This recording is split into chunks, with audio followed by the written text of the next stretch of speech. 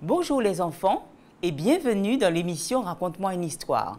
Aujourd'hui, je vous raconterai une histoire qui s'intitule « Une minute ». Jeannette appela maman. Elle attendit un instant, mais il n'y eut pas de réponse. Ouh, Jeannette appela de nouveau maman par la fenêtre de la cuisine. « Une minute, maman », répondit une petite voix depuis la cour. « J'arrive. »« Je t'attends, dit maman. Viens tout de suite. » « Une minute, répondit l'invisible Jeannette. « C'en est trop, dit maman pour elle-même. Je suis vraiment fatiguée de toujours l'entendre répondre une minute. Cette fois, cela ne va pas se passer comme ça. » 5 minutes passèrent, puis 10. Jeannette ne s'était toujours pas montrée. Jeannette appela maman en retournant à la fenêtre. « Une minute. Oh, dit maman, je ne sais pas ce qui me retient. » À ce moment-là, le petit visage souriant de Jeannette parut derrière le coin de la remise à outils. Et maman ne sut plus que dire. « Me voilà, dit Jeannette gentiment. »« Tu m'as entendu t'appeler, dit maman, s'efforçant de prendre un air sévère. « Pourquoi est-ce que tu n'es pas venue tout de suite ?»« J'étais occupée, répondit Jeannette d'un air innocent. Je lavais les habits de ma poupée. »« Peut-être, dit maman, mais quand je t'appelle, tu dois venir tout de suite. » Ce n'est pas très poli de me faire attendre 10 minutes avant de te montrer. Oui, maman, dit Jeannette, et que je ne t'entende plus dire une minute. Non, maman. Très bien, dit maman. Maintenant, va apporter ses œufs à Madame Gilles, s'il te plaît. Jeannette prit le paquet et partit en courant. Elle eut vite oublié ce que maman lui avait dit. Quand elle rentra, elle retourna dans la cour pour terminer sa lessive. Comme c'était amusant de laver et de frotter et de faire de la mousse, elle avait un fil d'étendage pour elle toute seule, quelques-unes des pinces à linge de maman et une vraie planche à laver. Ce n'était pas étonnant qu'elle soit si contente.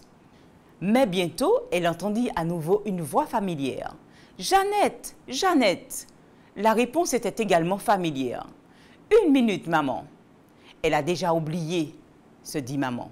Il va falloir que je lui fasse comprendre autrement. Encore une fois, les minutes passèrent. 5 minutes, 10 minutes, un quart d'heure. Jeannette ne se montrait toujours pas. Entre-temps, maman termina de dîner et débarrassa la table. Elle regrettait à demi sa décision quand un bruit inhabituel attira son attention. « Maman, maman, viens vite!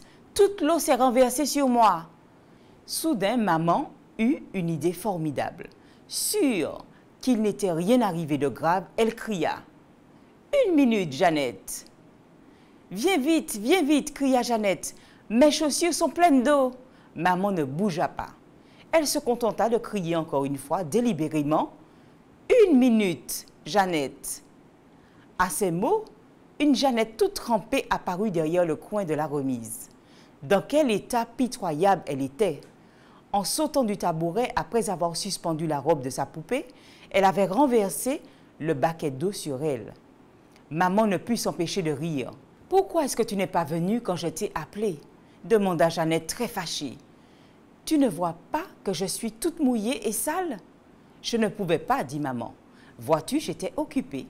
Je devais débarrasser la table après le dîner. »« Est-ce qu'il est si tard ?» demanda Jeannette, l'air surpris. « Oui, dit maman. Si tu étais venue quand je t'appelais, cela ne serait pas arrivé. » Jeannette comprit et un petit sourire trembla sur ses lèvres. Et bien sûr, maman courut vite chercher des vêtements secs et quelque chose à manger, tandis que Jeannette promettait une fois encore qu'elle ne ferait plus attendre maman. Voilà les enfants, l'histoire se termine ici. Retenez une chose, il ne faut pas faire attendre maman quand elle vous appelle. Montrez-vous rapidement. L'histoire se termine et je vous dis à bientôt pour la prochaine histoire.